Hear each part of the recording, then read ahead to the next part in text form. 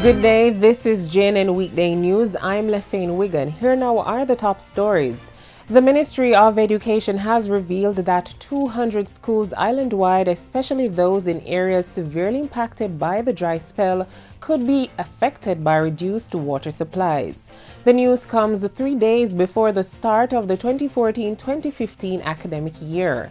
According to the Ministry of Water, the situation is of particular concern as most of the schools do not have adequate storage capacity.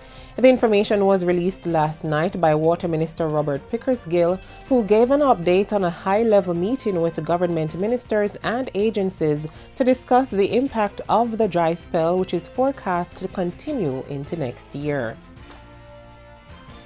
Meanwhile, losses incurred by the agricultural sector due to the dry spell has moved close to $1 billion.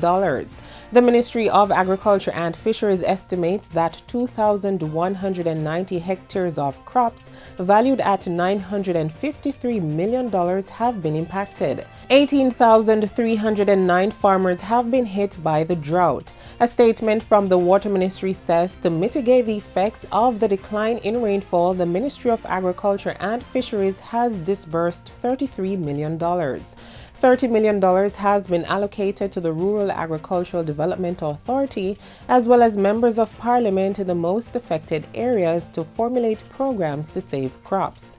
The money will also be used to increase crop production in areas with sufficient access to water. The Jamaica Urban Transit Company JUTC will add 100 buses to routes in the Kingston Metropolitan Transport Region KMTR on Monday for the start of the new school year. This will increase the number of buses in operation to 444.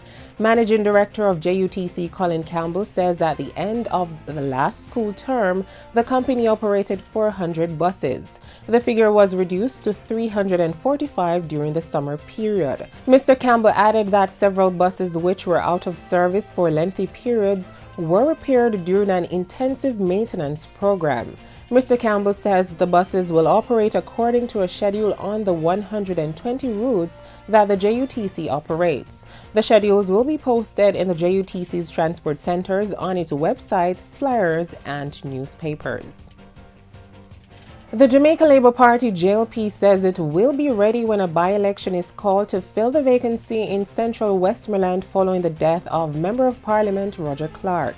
Mr. Clark died yesterday in Florida while en route back to Jamaica. JLP General Secretary Dr. Horace Chang says the party recently installed banker Faye Jacobs as its caretaker in the constituency. He says it's all systems go. People's National Party President Portia Simpson Miller yesterday said a decision will be duly made regarding the representative in the constituency. Meanwhile, a tribute has come from the region following Mr. Clark's death. St. Kitts and Nevis' Minister of Health, Community and Social Development, Marcella Liberd, has expressed sadness at his passing. In a Facebook posting, Ms. Liberd, who is also chairman of the ruling St. Kitts and Nevis Labour Party, called for prayers for Mr. Clark's family. In sports, Jamaica's Veronica Campbell-Brown captured her first IAAF Diamond Trophy yesterday after edging Ivory Coast's Muriel Ahuri to win the 100-meter race at the Zurich Diamond League meeting.